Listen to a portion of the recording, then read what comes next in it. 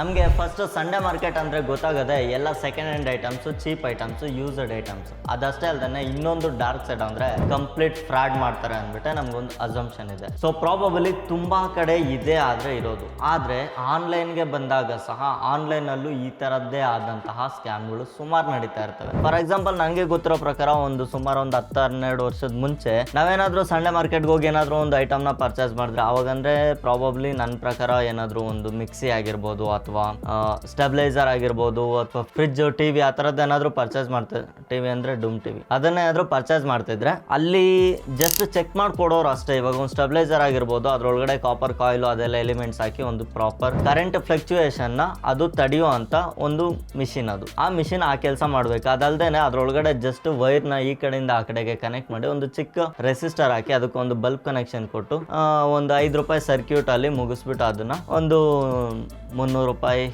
200 ರೂಪಾಯಿ ಆ ಥರದಕ್ಕೆಲ್ಲ ಸೇಲ್ ಮಾಡ್ತಿದ್ರು. ಸೊ ಇದೇ ಥರ ಸ್ಕ್ಯಾಮ್ಗಳು ನಮ್ಗೆ ಆನ್ಲೈನ್ಗೆ ಬಂದಾಗಲೂ ಸಹ ಸುಮಾರು ಆದ್ರೆ ನಡೀತಾ ಇದೆ. ಇವಾಗ ನನಗೆ ರೀಸೆಂಟಾಗಿ ನಮ್ಮ ಫ್ರೆಂಡ್, ಯೂಟ್ಯೂಬ್ ಫ್ರೆಂಡ್ ಒಬ್ರು, ಅವರು ಒಂದು ಆ್ಯಪಲ್ ಲ್ಯಾಪ್ಟಾಪ್ ತೊಗೊಳೋದಕ್ಕೆ ಟ್ರೈ ಮಾಡಿದ್ರು. ಸೇಮ್ ಇದೇ ಥರದ್ದು ಇದೇ ವೇರಿಯಂಟ್, ಆದರೆ ಅವರು M3 ಮ್ಯಾಕ್ಸ್ ಚಿಪ್ಸೆಟ್ನೊಂದಿಗೆ ಇರುವಂಥ 1 TB storage 32 GB RAM variant ಆದರೆ ಹುಡುಕಿದ್ದಾರೆ. ಅಮೆಝಾನಲ್ಲಿ ಅರೌಂಡ್ 3 lakh rupees ಪ್ರೈಸ್ ಅವ್ರಿಗೆ ಸಿಕ್ಕಿದೆ.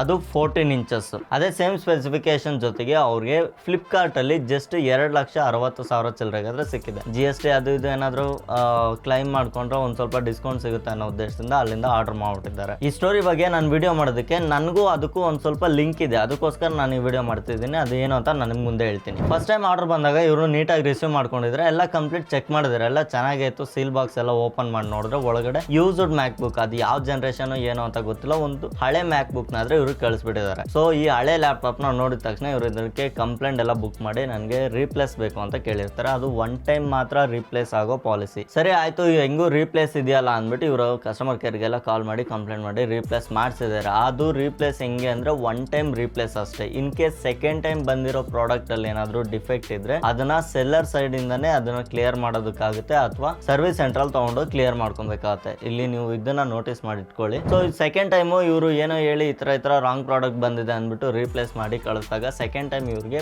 ಬೇರೆ ಪೀಸ್ ಬಂದಿದೆ. ಬಟ್ ಆದ್ರೆ ಇವ್ರು ಆರ್ಡರ್ ಮಾಡಿದ್ದು ಸೇಮ್ ವೇರಿಯಂಟ್ ಅಲ್ಲೇ ಯೂಸ್ಡ್ ಪ್ರಾಡಕ್ಟ್ ನ ಆದ್ರೆ ಕಳಿಸ್ಬಿಟ್ಟಿದ್ದಾರೆ. ಸೊ ಯೂಸ್ಡ್ ಪ್ರಾಡಕ್ಟ್ ಅಲ್ಲಿ ಇಲ್ಲಿ ಸ್ಮಜ್ಜಸ್ ಅದೆಲ್ಲ ನೀಟಾಗಿ ನೋಡ್ಕೊಬಹುದು. ಸೊ ಈ ತರ ಕಂಡೀಷನ್ ಅಲ್ಲಿ ಕಳಿಸಿದ್ದಾರೆ. ಸೊ ಇದನ್ನೆಲ್ಲ ನೀಟಾಗಿ ಅವರೇ ಕ್ಲೀನ್ ಮಾಡಿ ಎಲ್ಲ ಚೆಕ್ ಮಾಡಿದ್ದಾರೆ. ಸೇಮ್ ವೇರಿಯಂಟ್, ಸೇಮ್ ಸ್ಟೋರೇಜ್ ಇರುವಂತದ್ದು ಎಲ್ಲ A to Z ಗೊತ್ತಾಗುತ್ತೆ. ಅಲ್ಲಿ ಇನ್ನೊಂದು ಪಾಯಿಂಟ್ ಏನ್ ಮಿಸ್ ಮಾಡಿದ್ದಾರೆ ಅಂದ್ರೆ, ಆದ್ರೆ ಫಸ್ಟ್ ಟೈಮ್ ಇವ್ರಿಗೆ ರಾಂಗ್ ಪ್ರಾಡಕ್ಟ್ ಬಂದಿದ ತಕ್ಷಣ ಇವರು ಇನ್ವೆಸ್ಟಿಗೇಷನ್ ಆದ್ರೆ ಸ್ಟಾರ್ಟ್ ಮಾಡಿದ್ದಾರೆ. ಇದು ಎಲ್ಲಿಂದ ಬಂದಿರೋದು, ಯಾರು ಸೆಲ್ಲರ್ ಅಂತೆಲ್ಲ ತಿಳ್ಕೊಂಡಿದ್ದಾರೆ. ಸೊ ಅದೇ ಸೆಲ್ಲರ್ ಇಂದ ನಾನು 2023 ಅಲ್ಲಿ ಒಂದು ಏರ್ಪೋರ್ಟ್ಸ್ ಆದ್ರೆ ಆರ್ಡರ್ ಮಾಡಿದ್ದೆ. ನನಗೆ ಅದು 2023 ಜುಲೈ 20th ಆದ್ರೆ ರಿಸೀವ್ ಆಗಿದೆ. ನಾನು 17th ಆರ್ಡರ್ ಮಾಡಿದ್ದು. ಸೇಮ್ ಅದೇ ಏರ್ಪೋರ್ಟ್ಸ್ ನೀವು ಇಲ್ಲಿ ನೋಡ್ತಾ ಇರೋದು. ಅದನ್ನೇ ನಾನು ಸ್ಟಿಲ್ ಇವಾಗ್ಲೂ ಅದನ್ನೇ ಯೂಸ್ ಮಾಡ್ತಾ ಇದ್ದೀನಿ. ಬಟ್ ನನಗೆ ಇದ್ರ ಬಗ್ಗೆ ಯಾವುದೇ ರೀತಿ ಕಂಪ್ಲೇಂಟ್ ಇಲ್ಲ. ಆಕ್ಚುಲಿ ನಾನು ಅವಾಗ ಪರ್ಚೇಸ್ ಮಾಡಿದಾಗ ಒಂದು 24,000 ಸಮಥಿಂಗ್ ಏನಾಯ್ತು ಅವಾಗ ಏರ್ಪೋರ್ಟ್ಸ್ ನಮಗೆ ಜಸ್ಟ್ 21,990 ಆದ್ರೆ ಕೊಟ್ಟಿದ್ರು.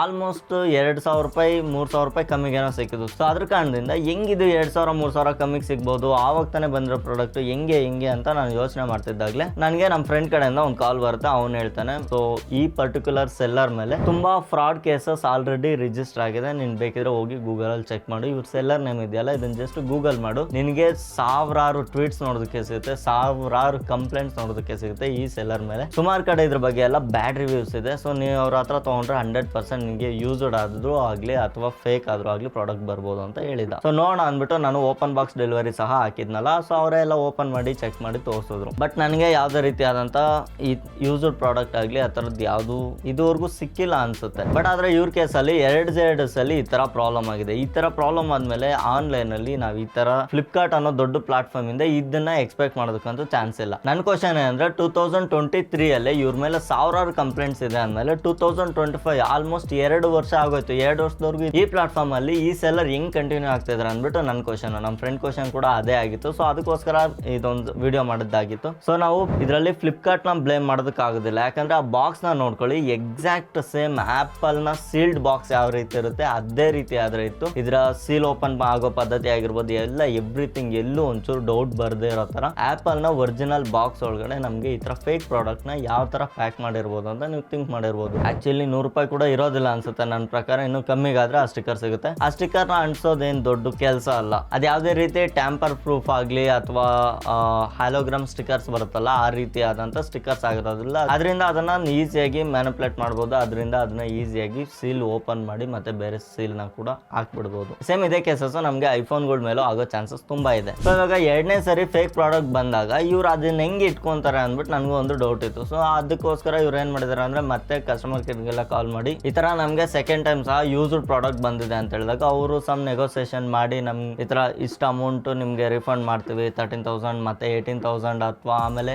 10% ಅಂದ್ರೆ ಆಲ್ಮೋಸ್ಟ್ 25,000 ರೂಪೀಸ್ ರಿಫಂಡ್ ಮಾಡ್ತೀವಿ ಹಂಗೆಲ್ಲ ಡೀಲ್ ಮಾತಾಡ್ಕೊಂಡಿದ್ದಾರೆ. ಸೊ ಈ ಡೀಲ್ ಅಲ್ಲಿ ಫೈನಲ್ ಆಗಿ ಸರಿ ಆಯ್ತು 10% ರಿಟರ್ನ್ ಕೊಟ್ಬಿಡಿ ನಾವು ಈ ಪ್ರಾಡಕ್ಟ್ ಇಟ್ಕೊಂತೀವಿ ಅಂತ ಹೇಳಿದ್ದಾರೆ. ಆದ್ರೆ ಬಟ್ ನಾನು ನಮ್ಮ ಫ್ರೆಂಡಿಗೆ ಹೇಳಿದ್ದು ಏನಂದ್ರೆ ಸೊ ಈ ಮ್ಯಾಕ್ ಬುಕ್ ಅಲ್ಲಿ ಯಾವುದೇ ರೀತಿಯಾದಂತ ಜಾಸ್ತಿ ಸೀಲ್ ಇರೋದಿಲ್ಲ. ನೀವು ಇಲ್ಲಿ ಎಡ್ಜಸ್ ಅಲ್ಲಿ ನೋಡ್ಕೊಬಹುದು 1 2 3 4 ಈ ತರ ಸ್ಕ್ರೂಗಳಿದಾವೆ. ಈ ಸ್ಕ್ರೂನ ನಾನು ಓಪನ್ ಆಗಿ ಹೇಳ್ತೇನೆ, ನಾನು ಆಲ್ರೆಡಿ ಓಪನ್ ಮಾಡಿ ಇದ್ರೊಳಗಡೆ ಏನೇನಿದೆ ಅಂತ ನೋಡಿದ್ದೀನಿ, ಬಟ್ ನಿಮ್ಗೆ ಯಾರಿಗೂ ತೋರಿಸಿಲ್ಲ. ಸೊ ಇದನ್ನ ಈಸಿಯಾಗಿ ಓಪನ್ ಮಾಡಿ ಜಸ್ಟ್ ಇದನ್ನು ಓಪನ್ ಮಾಡಿ ಅದ್ರೊಳಗಡೆ ಇರುವಂತ ಪಾರ್ಟ್ಸ್ ಏನಾದ್ರು ಮ್ಯಾನಿಪುಲೇಟ್ ಆಗಿದ್ರೆ ಏನೋ ಮಾಡೋದಕ್ಕಾಗೋದಿಲ್ಲ. ಯಾಕಂದ್ರೆ ನನ್ನ ಪ್ರಕಾರ ಅದರಲ್ಲಿ ಅಷ್ಟು ಈಸಿಯಾಗಿ ರೀಪ್ಲೇಸ್ ಮಾಡುವಂತ ಪಾರ್ಟ್ಸ್ ಯಾವುದು ಇರೋದಿಲ್ಲ. ಮದರ್ ಬೋರ್ಡ್ ರೀಪ್ಲೇಸ್ ಮಾಡೋದಕ್ಕಾಗೋದಿಲ್ಲ. ಮದರ್ ಬೋರ್ಡ್ ಅಲ್ಲಿ ಏನೇ ಕಾಂಪೋನೆಂಟ್ಸ್ ರೀಪ್ಲೇಸ್ ಮಾಡೋದಕ್ಕೆ ಆಗೋದಿಲ್ಲ. ರ್ಯಾಮ್ ಆಗಿರ್ಬೋದು, ಪ್ರೊಸೆಸರ್ ಆಗಿರ್ಬೋದು ಅಥವಾ ಸ್ಟೋರೇಜ್ ಆಗಿರ್ಬೋದು, ಏನು ಅದರಲ್ಲಿ ರೀಪ್ಲೇಸ್ ಮಾಡೋದಕ್ಕಾಗೋದಿಲ್ಲ. ಮಾಡಿದ್ರೆ ಬ್ಯಾಟ್ರಿ ಒಂದು ರೀಪ್ಲೇಸ್ ಆಗಿರ್ಬೋದು ನನ್ನ ಒಂದು ಗೆಸ್ ಪ್ರಕಾರ. ಮೇ ಬಿ ಬ್ಯಾಟ್ರಿನೂ ಆಗಿರುತ್ತೆ, ಕೀಬೋರ್ಡ್ ಆಗಿರುತ್ತೆ, ಟ್ರ್ಯಾಕ್ ಪ್ಯಾಡ್ ಆಗಿರುತ್ತೆ. ಈ ಮೂರನ್ನು ರೀಪ್ಲೇಸ್ ಮಾಡೋ ಚಾನ್ಸಸ್ ತುಂಬಾ ಇರುತ್ತೆ. ವರ್ಷಕ್ಕೊಂದ್ಸರಿ ಇವರು ಸೇಲ್ ಅಂತ ಸ್ಟಾರ್ಟ್ ಮಾಡ್ತಾರಲ್ಲ, ಆ ಸೇಲ್ ಇನ್ನೇನು 15 ಡೇಸ್ ಸ್ಟಾರ್ಟ್ ಆಗ್ತಾ ಇದೆ. ಇಂಥ ಒಂದು ದೊಡ್ಡ ಸೇಲ್ ಇಟ್ಕೊಂಡು ಇವರು ಈ ತರದ ರಾಂಗ್ ಪ್ರಾಡಕ್ಟ್ಸ್ ನ ಡೆಲಿವರ್ ಮಾಡ್ಕೊಂಡು ಈ ತರ ಸ್ಕ್ಯಾಮ್ಗಳನ್ನ ಮಾಡ್ಕೊಂಡು ಪ್ಲಾಟ್ಫಾರ್ಮ್ ಮೇಲೆ ಟ್ರಸ್ಟ್ ಯಾವ ರೀತಿ ಬಿಲ್ಡ್ ಮಾಡ್ತಾರೆ ಅನ್ನೋದು ನನ್ನ ಕ್ವಶನ್.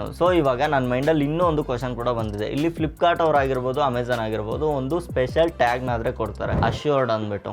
ಅಶ್ಯೂರ್ಡ್ ಅಂದ್ರೆ ಏನಂದ್ರೆ ಕಂಪ್ಲೀಟ್ಲಿ ಇದು ಜೆನ್ಯೂನ್ ಅಂದ್ಬಿಟ್ಟು ಅವರು ಒಂದು ಗ್ಯಾರಂಟಿ ಕೊಡ್ತಿರ್ತಾರೆ. ಸೊ ಆ ಗ್ಯಾರಂಟಿನೂ ಸಹ ಇಲ್ಲಿ ಕಂಪ್ಲೀಟ್ ಆಗಿ ವ್ಯಾಲ್ಯೂ ಇಲ್ದಂಗೆ ಆಗೋಗಿದೆ ಸೆಲ್ಲರ್ ಮಾಡೋ ಪ್ರಾಬ್ಲಮ್ ಇಂದ. ಆಕ್ಚುಲಿ ನಾನು ಫ್ಲಿಪ್ಕಾರ್ಟ್ ಜೊತೆ 2018 ಇಂದ ಶಾಪಿಂಗ್ ಆದ್ರೆ ಮಾಡ್ತಾ ಇರೋದು. ಅದಕ್ಕೂ ಮುಂಚೆ ಐ ಥಿಂಕ್ ಮಾಡಿರ್ಬೋದು. ಈ ಅಕೌಂಟ್ ಅಲ್ಲಿ ಬಂದು 2018 ಇಂದ ನನ್ನ ಅಕೌಂಟ್ ಅಲ್ಲಿ ಟ್ರ್ಯಾಕ್ ಇದೆ, ಆರ್ಡರ್ ಮಾಡಿರೋ ಟ್ರ್ಯಾಕ್. ನನಗೆ ಸ್ಟಾರ್ಟಿಂಗ್ ಇಂದ ಫ್ಲಿಪ್ಕಾರ್ಟ್ ಮೇಲೆ ಸ್ವಲ್ಪ ಡೌಟ್ ಇದ್ದೇ ಇದೆ, ಇದುವರೆಗೂ ಡೌಟ್ ಇದ್ದೇ ಇದೆ. ಅದಕ್ಕೋಸ್ಕರ ನಾನು ಜಾಸ್ತಿ ಪ್ರಿಫರ್ ಮಾಡೋದು ಅಮೆಝಾನ್. ಸೊ ಎರಡು ಪ್ಲಾಟ್ಫಾರ್ಮ್ ಅಲ್ಲಿ ನಾನು ಆಲ್ರೆಡಿ ವರ್ಕ್ ಮಾಡ್ತಾ ಇದ್ದೀನಿ, ಅಮೆಝಾನ್, ಫ್ಲಿಪ್ಕಾರ್ಟ್, ಅಜಿಯೋ, ಮಿಂತ್ರಾ. ಈ 4 ಸೈಟ್ಗಳ ಮೇಲೆ ನಾನು ಆಲ್ರೆಡಿ ಕರೆಂಟ್ಲಿ ವರ್ಕ್ ಮಾಡ್ತಾ ಇದ್ದೀನಿ. ಸೊ ಇವ್ರ ಜೊತೆ ವರ್ಕ್ ಮಾಡ್ಬೇಕಾದ್ರೆ ಇವ್ರು ಈ ತರದ್ ಮಾಡೋದನ್ನ ನಾನು ನಿಮ್ಮ ಹತ್ರ ಹೇಳ್ಬಾರ್ದು ಅನ್ನೋದೇನಿಲ್ಲ. ಯಾಕಂದ್ರೆ ಇದರಿಂದ ಲಾಸ್ ಆಗೋದು ಆಕ್ಚುಲಿ ನೀವು ಅವ್ರಿಗೇನು ಅವ್ರು ದುಡ್ಡು ಮಾಡ್ಕೊಂಡು ಹೋಗ್ಬಿಡ್ತಾರೆ. ಅದು ನನ್ನ ಮೇನ್ ಪಾಯಿಂಟ್. ಅವ್ರು ನನಗೆ ಎಷ್ಟೇ ಪೇ ಮಾಡ್ತಾ ಇರ್ಬೋದು, ನಾನು ಅವ್ರ ಜೊತೆ ವರ್ಕ್ ಮಾಡ್ತಾ ಇರ್ಬೋದು, ನಾನು ಅವ್ರ ಜೊತೆ 2 ವರ್ಷದಿಂದ ಅಥವಾ 1 ವರ್ಷದಿಂದ ಕೆಲಸ ಮಾಡ್ತಾ ಇರ್ಬೋದು. ಸೊ ಅವರು ಮಾಡ್ತಾ ಇರೋ ತಪ್ಪುಗಳನ್ನ ನಾನು ಮುಚ್ಚಿಟ್ಕೊಂಡು ಅವ್ರಿಗೆ ಸಪೋರ್ಟ್ ಮಾಡೋ ಲೆವೆಲ್ಗೆ ನಾನು ಅವ್ರ ಹತ್ರ ಕಾಂಟ್ರಾಕ್ಟ್ ಇಟ್ಕೊಂಡಿಲ್ಲ. ಸೊ ಅದಕ್ಕೋಸ್ಕರ ನಾನು ನಿಮ್ಮ ಹತ್ರ ಅದನ್ನ ಓಪನ್ ಆಗಿ ಹೇಳ್ತೀನಿ. ಇನ್ನೊಂದು 15 ಡೇಸ್ ಅಲ್ಲಿ ಅಮೆಝಾನ್ ಅಂಡ್ ಫ್ಲಿಪ್ಕಾರ್ಟ್ ಅಲ್ಲಿ ಒಂದು ದೊಡ್ಡ ಸೇಲ್ ಆದ್ರೆ ಸ್ಟಾರ್ಟ್ ಮಾಡ್ತಾರೆ. ಸೊ ಈ ಸೇಲ್ ಟೈಮ್ ಅಲ್ಲಿ ಸುಮಾರು ಪ್ರಾಡಕ್ಟ್ಸ್, ನಾನು ಓಪನ್ ಆಗಿ ಹೇಳ್ಬಿಡ್ತೀನಿ, ಸುಮಾರು ಪ್ರಾಡಕ್ಟ್ಸ್ ತುಂಬಾ ಕಮ್ಮಿ ಲೆವೆಲ್ಗಾದ್ರೆ ಸೇಲ್ ಮಾಡ್ತಾರೆ. ಅರೌಂಡ್ ಒಂದು 20,000 ರೂಪಾಯಿ ಇರೋ ಟಿವಿ ನಮಗೆ ಒಂದು 10-12,000 ರೂಪಾಯಿಗೆಲ್ಲ ಸಿಗುತ್ತೆ. ಅಥವಾ ಒಂದು 50,000 ರೂಪಾಯಿ ಇರೋ ಟಿವಿ ನಮಗೆ ಒಂದು 25-30-32,000 ರೂಪಾಯಿಗೆಲ್ಲ ಸಿಕ್ಬಿಡುತ್ತೆ. ಸೊ ಅಷ್ಟು ಡಿಸ್ಕೌಂಟ್ಸ್ ಒಳಗಡೆ ಈ ಪ್ರಾಡಕ್ಟ್ಗಳನ್ನ ಸೇಲ್ ಮಾಡ್ತಾರೆ. ಇದರಲ್ಲಿ ಮೋಸ್ಟ್ ಆಫ್ ದಿ ಪ್ರಾಡಕ್ಟ್ಸ್ ಇವ್ರಿಗೆ ಇಷ್ಟು ಕಮ್ಮಿಗೆ ಎಲ್ಲಿ ಸಿಗುತ್ತೆ ಅಂದ್ರೆ ಓವರ್ ಮ್ಯಾನುಫ್ಯಾಕ್ಚರ್ ಆಗಿರುತ್ತೆ. ಫಾರ್ ಎಕ್ಸಾಂಪಲ್ ಹೇಳ್ಬೇಕಂದ್ರೆ ಇವಾಗ ಜೂನ್ ಅಂಡ್ ಜುಲೈ, ಅಕಸ್ಮಾತ್ ನಮಗೆ ಸೆಪ್ಟೆಂಬರ್, ಅಕ್ಟೋಬರ್, ನವೆಂಬರ್ ಟೈಮ್ ಅಲ್ಲಿ ರಿಲೀಸ್ ಆಗುವಂತ ಹೊಸ ವೇರಿಯಂಟ್ಸ್ ಇರ್ತವೆ, ಹೊಸ ಮಾಡಲ್ಸ್ ಇರ್ತವೆ. ಸೊ ಇವಾಗ last year October, November, December ಈ ಟೈಮ್ ಅಲ್ಲಿ ರಿಲೀಸ್ ಆಗಿರುವಂತ ವೇರಿಯಂಟ್ಸ್ ಇರ್ತಾವಲ್ಲ, 1 ವರ್ಷ ಹಳೆ ವೇರಿಯಂಟ್ ಅಂದ್ರೆ 6 ತಿಂಗಳಿಂದ 8 ತಿಂಗಳು ಹಳೆ ವೇರಿಯಂಟ್ಸ್ ಆಗಿರುತ್ತೆ. ಇದನ್ನ ಸ್ಟಾಕ್ ಕ್ಲಿಯರೆನ್ಸ್ ಮಾಡೋದಕ್ಕೆ ಇವ್ರು ಇಷ್ಟು ಕಮ್ಮಿಗಾದ್ರೆ ಸೇಲ್ ಮಾಡ್ಬಿಡ್ತಾರೆ. ಆಕ್ಚುಲಿ ಅಮೆಝಾನ್, ಫ್ಲಿಪ್ಕಾರ್ಟ್, ಮಿಂತ್ರಾ, ಅಜಿಯೋ ಇದ್ರಲ್ಲೆಲ್ಲ ಸುಮಾರು ಡೀಲ್ಸ್ ಡೈಲಿ ಈ ತರದ್ ಬಂದು ಹೋಗ್ತಾ ಇರುತ್ತೆ. ಓವರ್ ಸ್ಟಾಕ್ ಇರೋದು ಅಥವಾ ಸ್ಟಾಕ್ ಕ್ಲಿಯರ್ ಆಗದೆ ಇರೋದು ಅಥವಾ ತುಂಬಾ ಕಮ್ಮಿ ಪ್ರೈಸ್ಗೆ ಸೇಲ್ ಆಗುವಂತ, ತುಂಬಾ ಜಾಸ್ತಿ ಡಿಸ್ಕೌಂಟ್ ಕೊಡುವಂತ ಆಫರ್ ಪ್ರೈಸಸ್ ಸುಮಾರು ಪ್ರಾಡಕ್ಟ್ಸ್ ನಮ್ಗೆ ಡೈಲಿ ನೋಡೋದಕ್ಕೆ ಸಿಗುತ್ತೆ. ಸೊ ಪ್ರತಿಯೊಂದ್ರ ಬಗ್ಗೆನೂ ಈ ತರ ಇಂಡಿವಿಜುವಲ್ ಆಗಿ ವಿಡಿಯೋ ಮಾಡೋದಕ್ಕಾಗೋದಿಲ್ಲ. ಲೈಕ್ ಇವಾಗ ಇವ್ರಿಗೆ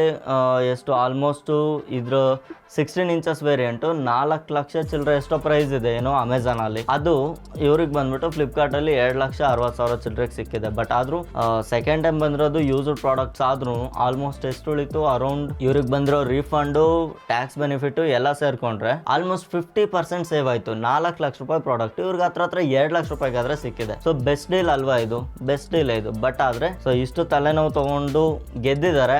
ಬಟ್ ಅಂದ್ರೆ ಇವ್ರು ಗೆದ್ದಿರೋದಕ್ಕೆ ಒಂದು ಮೇನ್ ರೀಸನ್ ಇದೆ. ನಾರ್ಮಲ್ ಪೀಪಲ್ ಆಗಿದ್ರೆ ಇವ್ರು ಜಸ್ಟ್ 13,000 ರೂಪಾಯಿಲಿ ಇದನ್ನ ಕ್ಲೋಸ್ ಕ್ಲೋಸ್ ಮಾಡಿ ಮುಗಿಸ್ತಿದ್ರು. ಇವ್ರು ಲೈಕ್ ಇನ್ಫ್ಲುಯೆನ್ಸರ್ ಆಗಿರೋದ್ರಿಂದ, ಇವರು ನಮ್ಮ ಥರ ಯೂಟ್ಯೂಬರ್ ಆಗಿರೋದ್ರಿಂದ ಹೇಳಿರ್ತಾರೆ ನಾವು ಈ ಥರ ಯೂಟ್ಯೂಬರ್ಸು, ಸೊ ಈ ಥರ ಫ್ರಾಡ್ ಮಾಡಿದ್ರೆ ಸೊ ಇದ್ರ ಬಗ್ಗೆ ನಾವು ವಾಯ್ಸ್ ರೈಸ್ ಮಾಡಬೇಕಾಗುತ್ತೆ, ವಾಯ್ಸ್ ರೈಸ್ ಮಾಡಿದ್ರೆ ನಿಮ್ಗೆ ಎಷ್ಟು ಇಂಪ್ಯಾಕ್ಟ್ ಆಗುತ್ತೆ ಅಂತ ನಿಮಗೂ ಗೊತ್ತಿರುತ್ತೆ ಅಂತ ಹೇಳಿರ್ತಾರೆ. ಸೊ ಒಬ್ಬ ಇನ್ಫ್ಲುಯೆನ್ಸರ್ ಹೇಳಿದ್ರೇನೆ ಇವ್ರು ಕೇಳೋದು ಅನ್ನೋದಾದ್ರೆ, ನಿಮ್ಮಂತ ನಾರ್ಮಲ್ ಪೀಪಲ್ಸ್ ಹೇಳಿದ್ರೆ ಏನು ಕೇಳ್ತಾರೆ? ಇದಕ್ಕೆ ಯಾರು ಉತ್ತರ ಕೊಡ್ಬೇಕು, ಇದಕ್ಕೆ ಯಾರು ಬುದ್ಧಿ ಕಲಿಸ್ಬೇಕು ಅನ್ನೋದೇ ನನಗೆ ಒಂದು ಡೌಟ್ ಸ್ಟಾರ್ಟ್ ಆಗಿದೆ. ಆ್ಯಕ್ಚುಲಿ ನಮ್ದೊಂದು ಟೆಲಿಗ್ರಾಮ್ ಮತ್ತು ಚಾನಲ್ ಇದೆ. ಈ ಚಾನಲ್ ಅಲ್ಲಿ ದಿನಕ್ಕೆ ಹೆಂಗಿಲ್ಲ ಅಂದ್ರೆ ಒಂದು 200 - 250 ಡೀಲ್ಸ್ ಪೋಸ್ಟ್ ಮಾಡ್ತಾ ಇರ್ತೀವಿ. ಅಮೆಝಾನ್, ಫ್ಲಿಪ್ಕಾರ್ಟ್, ಮಿಂತ್ರಾ, ಅಜಿಯೋ ಇದೇ ಪ್ಲಾಟ್ಫಾರ್ಮ್ಗಳದಾದ್ರೆ ನಾನು ಇದ್ರಲ್ಲಿ ಜಾಸ್ತಿ ಪೋಸ್ಟ್ ಮಾಡೋದು. ಮೀಶೋದೆಲ್ಲ ಹಾಕಕ್ಕೆ ಹೋಗೋದಿಲ್ಲ, ಮೀಶೋದಲ್ಲಿ ಸ್ವಲ್ಪ ಕ್ವಾಲಿಟಿ ಇಶ್ಯೂಸ್ ಇರುತ್ತೆ. ಸೊ ಅದಕ್ಕೋಸ್ಕರ ಇದಕ್ಕೆ 1ಕ್ಕೆ 10 ಸರಿ ಯೋಚನೆ ಮಾಡಿ ಜೆನ್ಯೂನ್ ಪ್ರಾಡಕ್ಟ್ಸ್ನ ಹುಡುಕಿ ಅಷ್ಟೇ ಹಾಕೋದು. ಅದು ಜಾಸ್ತಿ ಯಾವ್ದು ಡಿಸ್ಕೌಂಟ್ ಇರುತ್ತೆ ಅದನ್ನ ಮಾತ್ರ ಹುಡುಕಿ ಹಾಕೋದು. ಸೊ ಇದರಿಂದ ನೀವೇನಾದ್ರೂ ಒಂದು ಒಳ್ಳೆ ಪ್ರೈಸ್ಗೆ ಏನಾದರೂ ಪರ್ಚೇಸ್ ಮಾಡಬೇಕು ಅಂದಾಗ ನಿಮಗೆ ಅದೆಲ್ಲ ನಿಮ್ಗೆ ಇಲ್ಲಿ ನೋಡೋದಕ್ಕೆ ಸಿಗುತ್ತೆ. ಇಲ್ಲಿಂದ ನೀವು ಪರ್ಚೇಸ್ ಮಾಡ್ಬೋದು. ನಾನು ಇದರಲ್ಲಿ ಜಾಸ್ತಿ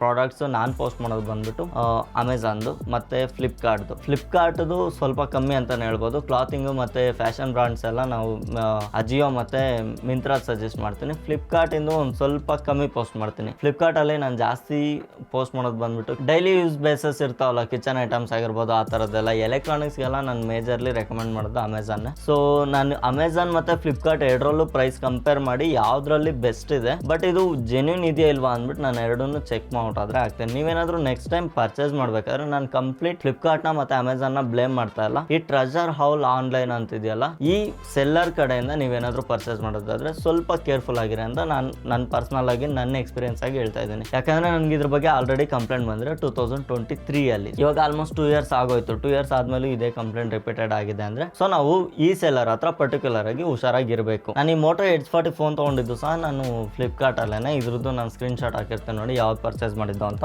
ಇದುವರೆಗೂ ನಾನು ಫ್ಲಿಪ್ಕಾರ್ಟ್ ಅಲ್ಲಿ ಪರ್ಚೇಸ್ ಮಾಡಿದ ಯಾವುದೇ ಪ್ರಾಡಕ್ಟ್ಸು ನನಗಂತೂ ಪ್ರಾಬ್ಲಮ್ ಬಂದಿಲ್ಲ. ಇನ್ ಕೇಸ್ ನೀವು ಈ ಥರ ಪ್ರಾಬ್ಲಮ್ಸ್ ಏನಾದರೂ ಫ್ಲಿಪ್ಕಾರ್ಟ್ ಅಥವಾ ಅಮೆಝಾನ್ ಅಲ್ಲಿ ಫೇಸ್ ಮಾಡಿದ್ರೆ ನೀವೊಬ್ಬರೇ ಫೈಟ್ ಮಾಡೋದಕ್ಕಿಂತ ನೀವೊಬ್ಬರೇ ಫೈಟ್ ಮಾಡಿ, ಬೇಡ ಅಂತ ಏನಿಲ್ಲ. ನಿಮ್ಗೇನಾದರೂ ಅಕಸ್ಮಾತ್ ಕರೆಕ್ಟ್ ಆಗಿರೋ ರೆಸ್ಪಾನ್ಸ್ ಸಿಕ್ಕಿಲ್ಲ ಅಂದ್ರೆ ನಾನು ನಿಮ್ಮ ಜೊತೆ ವಾಯ್ಸ್ ಆದ್ರೆ ರೈಸ್ ಮಾಡೋದಕ್ಕೆ ರೆಡಿ ಇದ್ದೀನಿ ಅಂತ ಹೇಳ್ತಾ ಇದ್ದೀನಿ. ಡಿಸ್ಕ್ರಿಪ್ಷನ್ ಅಲ್ಲಿ ಮತ್ತೆ ಅಬೌಟ್ ಸೆಕ್ಷನ್ ಅಲ್ಲಿ ನನ್ನ ಮೇಲ್ ಐಡಿ ಇರುತ್ತೆ, ಮತ್ತೆ ಇನ್ಸ್ಟಾಗ್ರಾಮ್ ಇದೆ. ಇನ್ಸ್ಟಾಗ್ರಾಮ್ ಅಲ್ಲಿ ನೀವು ನನಗೆ ಮೆಸೇಜ್ ಮಾಡ್ಬೋದು. ಈ ವಿಡಿಯೋ ಏನಾದರೂ ನಿಮ್ಗೆ ಇಷ್ಟ ಆಗಿದ್ರೆ ಒಂದು ಲೈಕ್ ಮಾಡ್ಕೊಳ್ಳಿ. ಇದೇ ರೀತಿ ಇಂಟ್ರೆಸ್ಟಿಂಗ್ ವಿಡಿಯೋಸ್ ನಿಮಗೆ ನೋಡೋದಕ್ಕೆ ಸಿಗ್ತಾ ಇರುತ್ತೆ. ಇವಾಗಲೇ ಸಬ್ಸ್ಕ್ರೈಬ್ ಮಾಡಿ ಇಟ್ಕೊಂಡಿರಿ. ನಿಮ್ಗೆ ಏನಾದರೂ ಈ ಥರದ್ದು ಅಮೆಝಾನ್ ಅಥವಾ ಫ್ಲಿಪ್ಕಾರ್ಟ್ ಅಲ್ಲಿ ಏನಾದರೂ ಸ್ಕ್ಯಾಮ್ ಆಗಿದೆ ಅಂತ ನನಗೆ ಕಾಮೆಂಟ್ ಬಾಕ್ಸ್ ಅಲ್ಲಿ ತಿಳಿಸಿ. ಅದ್ರ ಬಗ್ಗೆ ಸ್ವಲ್ಪ ಥಿಂಕ್ ಮಾಡೋಣ ಏನಾದರೂ ಮಾಡೋದಕ್ಕೆ. ಸೊ ನೋಡಿದ್ರಲ್ಲ ಫ್ರೆಂಡ್ಸ್, ಇದಾಗಿತ್ತು ಇವತ್ತಿನ ಈ ವಿಡಿಯೋ. ನೆಕ್ಸ್ಟ್ ವಿಡಿಯೋದಲ್ಲಿ ಇನ್ನೊಂದು ಇಂಟ್ರೆಸ್ಟಿಂಗ್ ವಿಡಿಯೋ ಜೊತೆ ಸಿಗೋಣ. ಅಲ್ಲಿವರೆಗೂ ಟೇಕ್ ಕೇರ್, ಬಾಯ್.